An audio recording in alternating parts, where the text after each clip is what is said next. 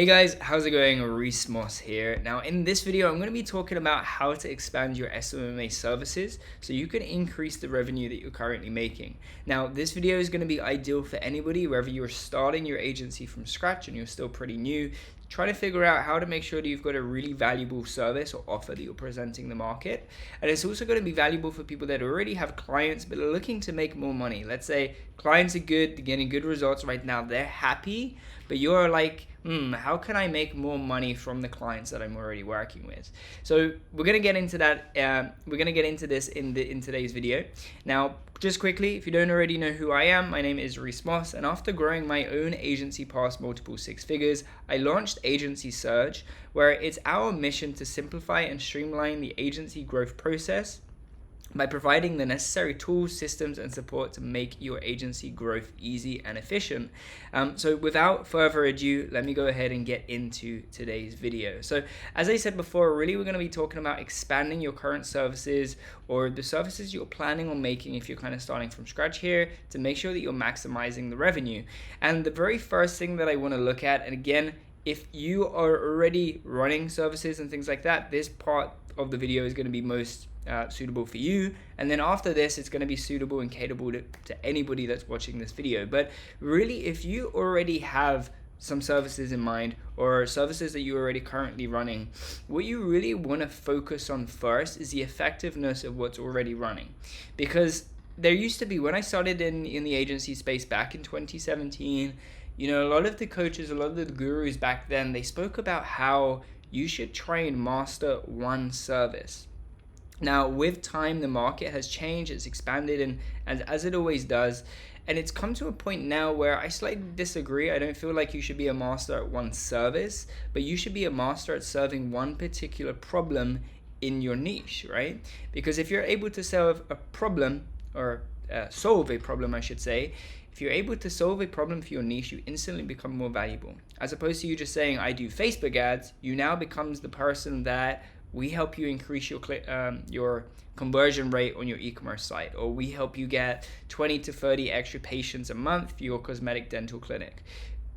That is way more attractive than saying, hey, I do Facebook ads. So we're starting there because you want to make sure that you become a master at solving one particular problem, and that should remain consistent here. So this video is not about how can you start solving other problems for the niche. It's more about how can you get better at what you're doing right now, and then how can you make more money by solving that in different ways. So where we're at right now and where you should start is looking at what you're currently doing and just making sure that it's effective, making sure that it actually works first. If what you're currently doing isn't working, don't watch this video. There's no point. Go off it and try and figure out how to actually improve your service delivery system, because that is what needs fixing at this particular time. Okay, so that's the first thing. But let's just say that you're getting incredible results and you're like, Reece, the reason I'm watching this video is how to make more money from my current clients. Now, in this particular case, what you want to start doing is identifying the gaps in your current service offerings. So there are a few ways to do this, but the way that I would say is most likely achievable for you, especially if you already have some clients on board, is ask yourself the question, what do prospects and clients frequently ask us for? So let's say that you are primarily helping people get more traffic, more qualified traffic, and then more sales for their e-commerce store, their local based business, whatever it may be, right? Let's say that your mechanism that you're running primarily is paid advertising. And now if that is the case and you're doing the paid advertising, you got to think, like, when you sell this to people and they say, okay, so what is included, and you tell them what it is that you're going to be doing, and they say, okay, so can you also create the creators for us? Like, you also going to create the pictures and videos? And let's just say at this current time you're not doing that. So that's the first thing, right? Is picking up on the things that people are already asking you for. They're already asking you, hey, so are you also going to do the creatives, or do we have to do that? And if the answer is that they have to do that, but it's a question that you get a lot, that might be a sign to you that you can also help them out with this. And to give you a little perspective on what I mean exactly, an example here is, let's think back, if you've been in the market for a couple of years, you will know what I mean. When we go back to iOS 14 and people started running away from Facebook, going towards platforms such as TikTok, which is very creative heavy. What a lot of agencies did is they were they go for running Facebook ads, and they were doing that pretty successfully. Then they started running TikTok ads, but obviously they had no creative background, so they continued just doing the advertising. The problem with that is TikTok is so creative heavy that the clients needed creatives, so they would usually end up either getting like another agency just to supply the creatives, or just going to a TikTok agency, because that's where the hype was. So the reason that I bring this up is because if you were running an agency at the time and you had kind of married Facebook ads, and what I mean by that is you were sold on just Facebook and you didn't want to offer anything else, and you didn't make that transition, then it's likely that your agency would have fallen apart, or at least decreased quite a bit. You probably would have lost a couple clients, or you wouldn't have been as valuable to them, right? The reason that I'm saying all of this is because if the market needs something that you're not supplying, they are going to try and find it elsewhere. So the better thing for you to do is, if they need something, such as creatives, is offer it yourself. And if you can't offer it yourself, you can also work with like collaborations or referrals, but that's a point that we'll get to later in the video. But right now, it's just mostly focusing on what do prospects or clients already ask you for. Hey Reece, are you able to create some creatives for us? Yes or no?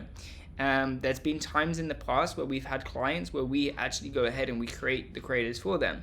For the agency point of view, really quite simple. You just find a contractor, a freelancer that's really, really good at creating incredible creatives, and then you send them a video, or you send them a message, and you say, hey, I need this video created, or I need some pictures created for the ads. And you work with them often, so you know that they're good, and every time that you need something, you just send it over to them. The very, very first time we did this, not to go on a massive tangent here, but the very first time we did this, I had a client that was, we were running their ads. The ads weren't really performing, they were providing us creatives, but they just weren't very good. The videos were, bad audio, just not very good in general, to be honest, not very well shot. And they were some older guys, so I guess it kind of makes sense. But essentially, I thought to myself, I was like, okay, what can I do here? I could send them a high quality microphone. I could get them to just record the videos there, or I could get them shoot the video, send the video back to us, and then we just recreate the entire thing. So what we did is we used some of their content, and the rest of the content we got online. And when I say we, I mean I hired a contractor to build this video and put this video together, like a video editor. So he was tasked to go out onto the internet, find about a bunch of clips that would work for this local-based business, put them together, and then we hired a voiceover actor, or whatever you want to call them, and they did the voiceover in a very, very natural way that it sounds like they shot the video. A little bit more of a complicated process, and to be honest, that system could definitely be way better, but it allowed us to get a video ad out that we knew would work well, and of course it did end up working well. It worked well because it was good quality, it was shot well, we recorded it well, good content, good voiceover, etc. The idea here is that if a client needs something and you aren't able to provide it yourself, as I mentioned before, they will go and find it elsewhere, whether that means that they're going to record it themselves and it's not going to come out amazingly well, or they're going to go to another agency. You can help them out, you can fill that gap, and you can make it a little bit easier. So that's the first thing, okay? I already touched on TikTok, and that's super important, where it's kind of like another perspective here is that if you were only running like Facebook ads, and then you needed to if you were only running TikTok ads, but you needed UGC content, and you say to your client, hey, we need UGC content, that's where the other agencies started popping up with UGC. And once they sell somebody on UGC, it's so easy to say, hey, we're already providing the content, the creatives for you. Why don't we just do the ads for you as well? And then that's how they pull the client from the current Facebook ads, or the TikTok ads people. They pull the client to the UGC agency because it makes more sense. Let's just stick with one agency as opposed to working with two. At the end of the day, you're both solving the same problem. Just if you're only running the ads and not doing the creatives, you're kind of making it a little bit inconvenient. So that's that there. If you're currently listening to this and you're like, oh, I'm only doing advertising right now, you've got to question like whether not it makes sense for you to also include some creatives. If you are primarily advertising on the Meta suite, Facebook, Instagram, things like that, where creative is super, super important still, but it's not as important as TikTok, then you may be able to get away with just giving your clients some guidance on what they can do, and some consultation, giving them like a swipe file, a list of creatives, and then getting them to go and get that elsewhere. But if it's back to the point of the video, if it's something that you can offer and it makes sense, then it's definitely something to consider bringing in-house, and you can just hire a freelancer or a contractor to take care of that for you. The second thing that I want to consider here, and more about increasing revenue, if we look at how we can do that, the number one way is becoming more valuable. So we've already talked about a few ways that you can become more valuable by including creative designs or just general creatives for your clients. But the other way to do it, especially if you're working with local based businesses, is to consider what the sales process is for the client right now. So what I mean by that is, let's say for argument's sake you are working with a real estate agent or a dentist. They both are pretty similar in terms of the service delivery, and we'll stick with the real estate first. So the idea is, they want buyer or seller leads for residential property. So at this current time, let's say all you're doing is you're running Facebook or Google ads with the intention of getting leads, and then you're collecting the leads and you're leaving it there, right? That's what most advertising agencies would do. They just focus on the advertising aspect. But if you want to go a step further in that sales process, consider what happens once they receive the lead. Well, once they receive the lead, they're probably going to call them up and say, okay, what kind of property are you looking to buy or sell? Get more information about that, and then follow down that process. Then maybe they'll set up an in-person meeting. If it's selling, then maybe the real estate person will go to the house and check it out. Like, I don't really know how it works fully. That's your job as the agency owner in the niche. But the general idea is that you want to map out what their sales system looks like. So I'll give the dentist, because that's something that I know more about, right? At the end of the day, you're going to find the leads. You're going to get them to go ahead and fill out a form that's going to book them in for, will give them something. Like, let's just say it's going to give them a teeth whitening, it's going to give them a coupon or something along that effect. Then the next step would be to get them to actually show up for their appointment. Now, most agencies that are working with businesses like this, where there's an appointment booking thing, they will just get the lead and then they'll give the lead to the client. But the problem with that is, and this is a fact, most businesses, they don't have a lead generation problem, they have a lead nurture problem, which means that they don't necessarily not have enough leads, they just don't have enough leads that are converting into appointments. There's a very, very clear difference there.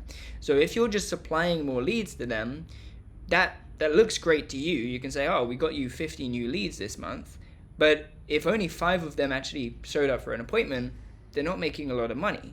So that begs the question where it's like, how far down the sales process can you get? Well, if you're already doing the advertising and providing them leads, why don't you then try and get them to book in for an appointment? Right? Then you're further down. The sales process is like this. You're further into the sales process. By doing that, naturally you become more valuable because you're actually getting people to show up for their appointment as opposed to just getting them leads. Very, very big difference. Now, you could potentially go even further there. I'm not going to give too many ideas here because most people watching this are probably not working with dentists or realtors. You're probably doing other niches. So consider exactly how this would work for you. To give a couple more examples, random examples, I already gone over local-based business, but let's say you're also doing e-com. Well, you're sending people to the website, but what happens on the website? If they have a really bad conversion rate, then they're probably not converting at the level that they could be, and they're not making as much money as they could be making. So you're really just sending them good quality traffic, but their traffic's not converting. So maybe you would also help them improve their conversion rate on their website. Doesn't necessarily mean that you will do it for them, but maybe you will have an asset, some type of resource that you'll provide them, and there's like a checklist, and they go through the checklist and they see if there's anything that they're missing that they might want to add to the website to improve the conversion rate. And then either they can do it themselves, or you can potentially put them in touch with another agency that can work with conversion rate optimization. The idea here again is, how can you expand your services to maximize the revenue? One of the easiest ways to do that is just consider what the buying process is or the sales process looks like and get as far down that process as possible. All right. The next point that I want to talk about here is the before and after. And I kind of already touched on that a little bit before, where it's like, the sales process, but it's just another way of considering what is going to happen before or after you work with the client. And specifically, you provide the result that you're selling to the client. So again, if you are running, let's keep it simple. Let's say you're running Facebook ads and then you've got a landing page where you collect the leads. Let's just say that's what you're doing right now. But what happens before that? Before running ads, they need to have a website. They need to have creatives. They need to have a website. They need creatives, maybe like testimonials, things like that. Those type of things that you would use in the ads and you would use on the landing page. So that's what they need before, those 3 things. Now, what do they need afterwards? Well, they need to book them in for the appointment. They need to have a process of actually being able to do that, a nurturing process. And also later down the line, they need to be able to keep people coming back. Maybe like an email list where they actually keep people coming back every, like if it's a dentist, every 6 months, send an email, hey, you're due for your appointment, come back in. And then there's a booking process for people that are already part. If you consider what does the client need before or after your offer, whatever your offer is, before or after, and you're able to incorporate that into the offer, it becomes naturally way more valuable. To put that into perspective, let's say that you are working with dentists or another local-based business, and currently you are just running, as I said, Facebook ads with a landing page to collect the leads. Well, what if you just set up an evergreen campaign, which is just basically a campaign that they can always use, which brings their patients back in, which means that every 6 months, all they have to do is copy and paste this thing that you've created every 6 months after the person's appointment. The email or the text message sends out, gets them to go ahead and book in another appointment, and then naturally you increase your value because now you're bringing more patients back into the clinic. I hope that makes sense. I was in the barber chair today and I was thinking to myself, okay, there were 7 chairs, but only 3 of them were busy. How can you get the other chairs busy? Well, again, it's not a lead generation problem because everybody wants a haircut and there's probably loads of people that go there, but it's a nurture problem. There's not enough people showing up. So what if between the hours of 9 a.m. and midday, they just cut their prices and they make it 25% off, encouraging people to go in at that time? The reason that I say this is not just so much about how to get more people to a barbershop, but again, what happens before or after? It's usually a nurturing problem. So how can you keep people coming back? If you're able to do that and you're able to help them out with that, you're going to significantly increase the value of what you're offering. I'm going to keep this short. I don't want to go into too many points today. I've gone over the majority, but the last one that I really want to talk about is leveraging partnerships or collaborations, because a lot of you may be listening to this and thinking, oh, there's so many cool ideas that I can go for now. I can help them this. So many different things. Like for e-commerce, you can help them create the website. You can help them improve their conversion rate optimization. You can help them with creatives. You could potentially even then go down the distribution channels and help them set up better distribution. There's so many things that you might be thinking that you should do. But I want to reiterate what I said at the beginning of the video, which is that you should become a master at solving one particular problem. If the particular problem that you are solving for dentists is getting 30 to 50 extra patients a month, then focus on that extra patients. Extra patients. It's in the keyword, pay extra. So focus on that part. If you're saying that you're going to help businesses increase their revenue by 30 to 50%, and you keep 30 to 50,000 a month, and you're keeping that pretty vague, it gives you a little bit more freedom to do things. Doesn't mean that you can't add in the other things, like for example, that campaign, that email campaign, the evergreen campaign that you set up once, and then it just automatically sends out. Like that's really easy work to do. So if that's the type of thing that you're thinking of, do that. There's nothing stopping you from doing it. It's not like you're gonna have to do that again every week or every month. You do it once, and you might make a couple optimizations now and again to improve it. But it's like front-loaded work. You do it at the beginning, you never really need to touch it again.